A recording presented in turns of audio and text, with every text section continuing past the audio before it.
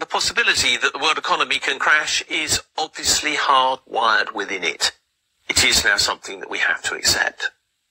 Is the possibility that the world economy will crash soon a realistic likelihood? And my answer to that is yes, it almost certainly is. And the reason why comes down to two words: Donald Trump.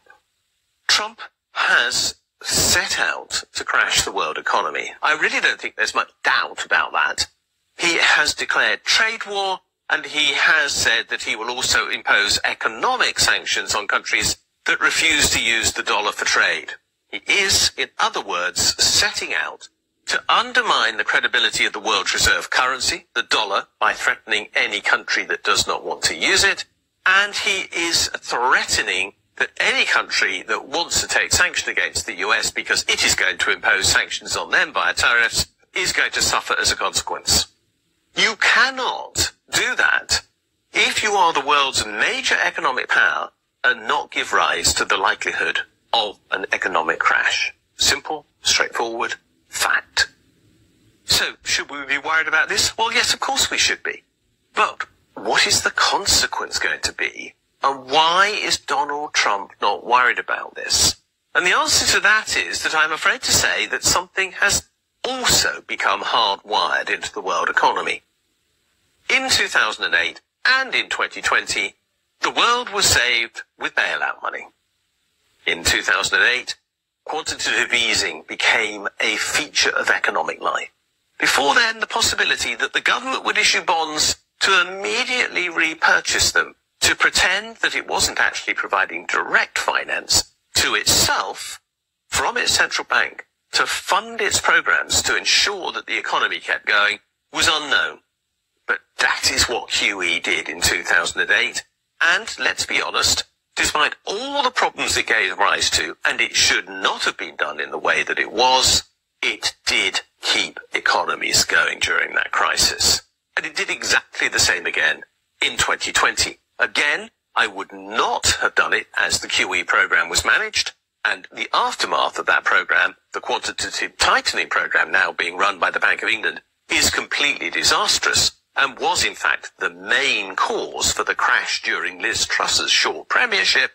But the fact is that the government's ability to create money to support a program during an economic crash was proved for the second time in a little over a decade to be fundamental to keeping the world economy going.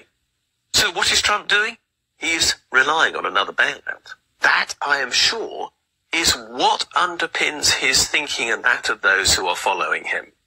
What they know is that those two bailouts, structured as they were incredibly good for their own financial well-being.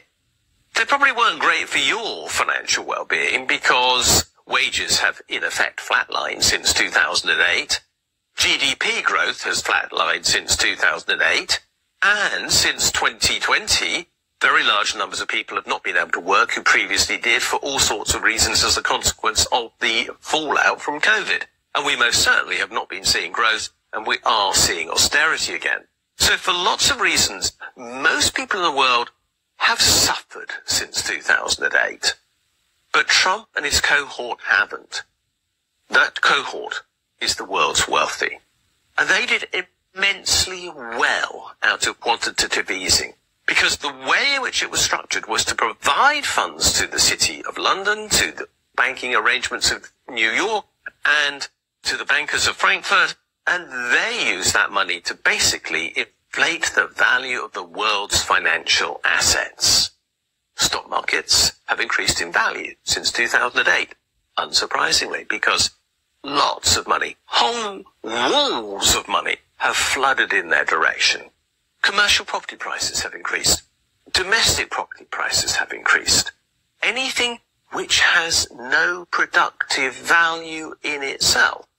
Because let's be clear, shares are not actually a productive asset, they're a financial asset, and most commercial property is not in the sense that I'm talking about a productive asset, because it is used for speculative purposes. And the increase in the value of our properties is not productive in the sense that very large numbers of young people are being excluded from home ownership and the security that it provides as a result. But there's been no increase, therefore, in productive investment.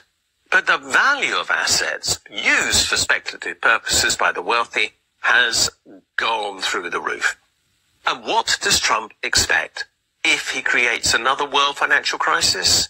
He believes there will be a bailout.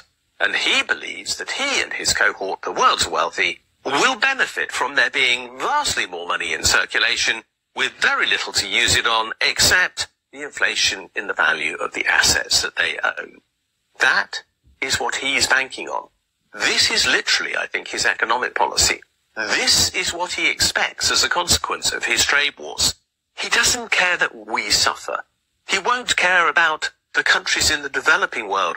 The vast majority of countries in the world, in fact, who have their debts denominated in dollars, who will suffer enormously as a result of their struggle to find the means to repay those debts, as, for the time being, the dollar is inflated in value and interest rates are too high. He won't care that people are thrown out of work. All he cares about is the inflation in asset values. And that is what the whole of the world economy is now geared to create, for the benefit of a few, at cost to the vast majority. Trump's economic policy makes sense if you see it in this way.